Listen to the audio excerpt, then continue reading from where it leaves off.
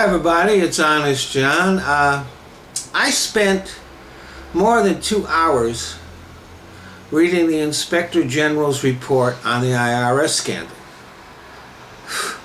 Reading government reports sucks. They're just full of legalese. They repeat themselves over and over. It's boring, almost painful. But basically, here's what he came up with, minus the legalese. The determinations unit of the IRS did use improper criteria for referring applications for 501c4 tax-exempt status for further review. More information came out while I was reading the report, and evidently they've narrowed it down to 2 agents in that division. And these guys may wind up losing their jobs. They shouldn't. They were trying to do exactly what their supervisors asked them to do. See, after 2008, there was a huge increase in the number of organizations applying for 501c4 status. Now, the law states that 501c4 groups should not be political entities. They should be public welfare organizations. So, in reality, none of these political organizations should be given 501c4 status. They're political organizations. They're not public welfare organizations. But the IRS has developed with encouragement from Congress, by the way, has developed a really loose interpretation of that law. So their supervisors told the employees to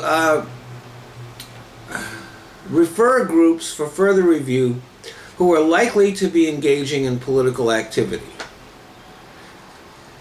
And so they used keywords to do that, like Tea Party and Patriots, in making these determinations. If they were going to do that, they should also have used keywords like progress and progressive in their keywords. And we don't know that they didn't because all the keywords were not listed in the Inspector General's report. We do know that they used words like taxes and public education, which would be used by both liberal and conservative groups. And there are liberal-leaning groups that are complaining that they were singled out for extra scrutiny. But think about this. Is there any doubt that Tea Party groups are engaging in politics? No. That's what they're created for. Just like the liberal PACs are.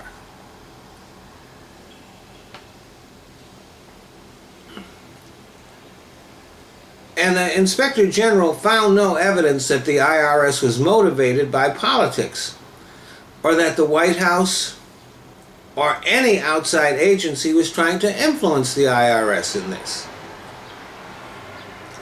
Now, the Republicans will try to make hay out of this. But all of this stuff took place while Douglas Shulman, a Bush appointee, was the IRS commissioner. So, if they try to do that, they'll probably make themselves look as foolish as they currently look on Benghazi. See, yeah, there was some stuff that was wrong, but the real scandal here is not one that the politicians on either side of the aisle are really going to want to get into. The real scandal is that any of these political actions, committees, and super PACs were given 501c4 status at all. They are being given the same status as actual charities and social welfare organizations. It's not hard to tell the difference between Think Progress or the Tea Party Patriots and the soup kitchen. If you want to avoid scandals like this in the future, all you have to do is enforce the law as it is written. Only charities and public service organizations should qualify for 501c4 status. All advocacy groups should lose their tax-exempt status. And they would have to disclose their donors too. That would restore integrity to the system. And it might make some of these shadowy anonymous donors more reluctant to put up their money.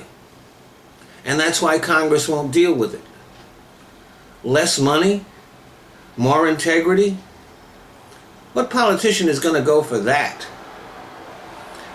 Thanks for listening.